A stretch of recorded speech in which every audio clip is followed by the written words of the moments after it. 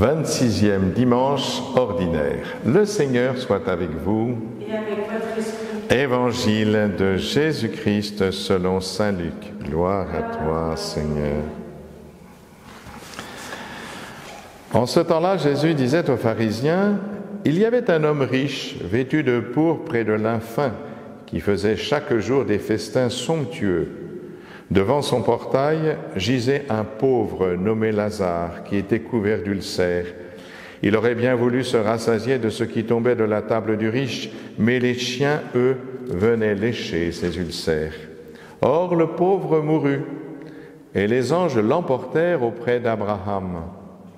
Le riche mourut aussi, et on l'enterra. Au séjour des morts, il était en proie à la torture. Levant les yeux, il vit Abraham de loin et Lazare tout près de lui. Alors il cria, « Père Abraham, prends pitié de moi et envoie Lazare tremper le bout de son doigt dans l'eau pour me rafraîchir la langue, car je souffre terriblement dans cette fournaise. » « Mon enfant, répondit Abraham, rappelle-toi, tu as reçu le bonheur pendant ta vie et Lazare le malheur pendant la sienne. Maintenant, lui, il trouve ici la consolation et toi la souffrance.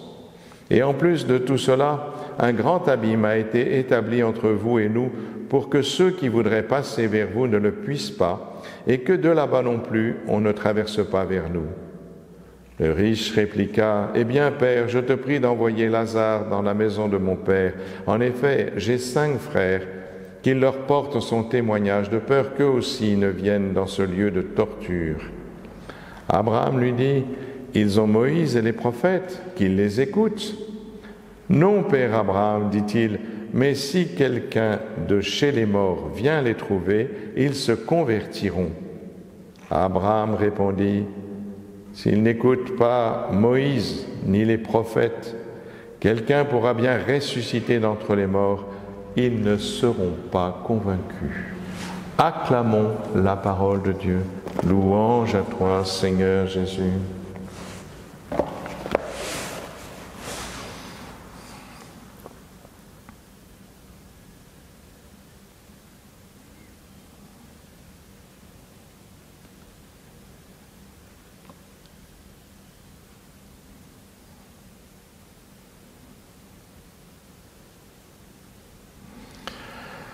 Frères et sœurs, nous sommes en présence de 2 hommes.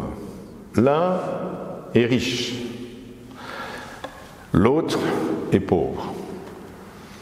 On connaît l'adage, il vaut mieux être riche et en bonne santé que pauvre et malade. Alors on n'a pas envie d'être à la place de ce pauvre. Mais vous avez remarqué quand même que ce pauvre, il a un nom.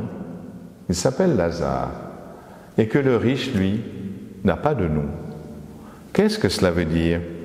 Est-ce que ça veut dire que Lazare, lui, est connu de Dieu, alors que le riche, lui, n'est connu que de lui-même? En tous les cas, ce qui est sûr, c'est que les 2 sont morts, on le dit dans l'Évangile. Eh bien, c'est notre sort commun. Que vous soyez riche ou pauvre, eh bien, vous mourrez. Et ça, c'est absolument certain. À moins que le Christ revienne avant, mais ça, on ne le sait pas, puisque nul ne sait ni le jour ni l'heure. Mais, vous voyez, contrairement à la chanson provocatrice de Michel Polnareff dans les années 60, on ira tous au paradis, mais moi, qu'on croit en Dieu, qu'on n'y croit pas. Eh bien, c'est pas ce que dit du tout cet évangile, Les 2 hommes sont séparés, eh oui. Bon, je ne vais pas m'attarder sur les lieux respectifs, puisque le sein d'Abraham, c'est ce que croyait justement avant que Jésus nous révélât ce qu'est la résurrection et le royaume des cieux, c'était la façon dont on envisageait après la mort, dans le séjour des morts, la façon dont ceux qui ont aimé Dieu se retrouvent dans le sein d'Abraham, qui est le fidèle d'entre les fidèles. Voilà. Donc Jésus, ce qui est intéressant, c'est qu'il dit cette phrase, « Un grand abîme a été établi entre vous et nous, pour que ceux qui voudraient passer vers vous ne le puissent pas. » C'est quoi ce grand abîme? C'est quoi ce grand abîme? Eh bien, ce grand abîme, c'est tout ce qui nous sépare de Dieu. Dès ici-bas. Dès ici-bas. Voyez, la réalité divine est complètement hors de notre portée, naturellement, puisqu'elle n'appartient pas au monde matériel. Voyez, on peut toujours penser que Dieu existe et trouver que c'est assez logique, puisqu'il y a une cause première qui est cause de tout ce qui existe. Bon, très bien, mais on ne sait pas qui est Dieu.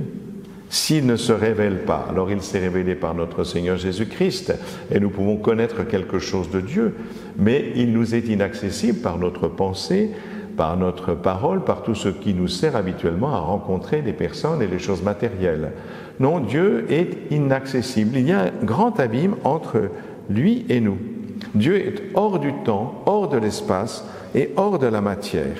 Et donc, par notre seule nature, nous ne pouvons pas accéder à Dieu.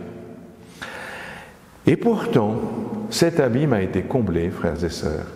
Et il a été comblé par Dieu lui-même en son Fils. Oui, Jésus, en prenant chair de notre chair, il s'est fait homme, et donc, comme il a accepté notre vie et ses vicissitudes, la faim, la soif, la fatigue, la souffrance et même la mort, eh bien Jésus, par sa résurrection avec son corps humain,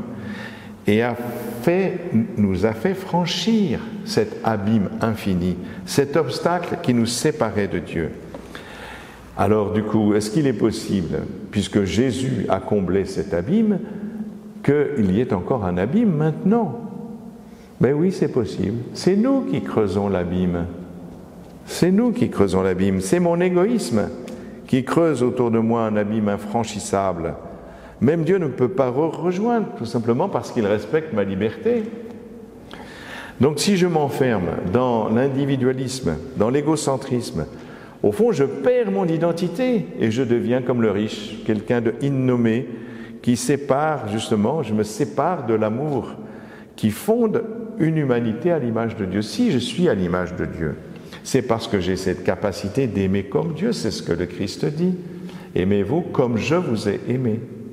Donc si je ne suis pas capable, je creuse moi-même l'abîme qui me sépare de Dieu. Cet abîme justement que le Christ avait franchi en nous permettant de le franchir par le pont de sa résurrection et en le suivant et en apprenant à aimer comme lui. Donc voyez, le pauvre lui, c'est qui? Eh bien je pense que le pauvre, il s'appelle Lazare bien sûr, mais c'est Jésus ce pauvre. Voilà. Et il nous le dit, vous savez, pas dans cet évangile-là, mais dans Saint Matthieu, ce que tu fais au plus petit d'entre les miens, c'est à moi que tu le fais. J'avais faim, tu m'as donné à manger, j'avais soif, tu m'as donné à boire, j'étais nu, tu m'as couvert d'un vêtement, etc. Vous connaissez. Mais quand c'est que nous t'avons vu, Seigneur? Quand t'avons-nous vu? Eh bien, ce que tu as fait au plus petit d'entre les miens, c'est à moi que tu l'as fait. Voilà comment on franchit l'abîme. Si Lazare est à ma porte et qu'il meurt de faim, si je sais reconnaître le Christ en lui et le sers, à ce moment-là, je franchis cet abîme qui me sépare naturellement de Dieu. Le Christ, lui, nous l'a fait franchir. Et donc, vous voilà, je crois qu'il faut entendre ce que dit saint Paul dans la deuxième lecture que nous avons lue aujourd'hui. Il nous dit, franchement, empare-toi de la vie éternelle, empare-toi de la vie éternelle. Donc, tout cela ne dépend que de nous. Il faut accueillir la grâce qui nous a été faite de franchir cet abîme infranchissable qui nous mène jusqu'à Dieu. Amen.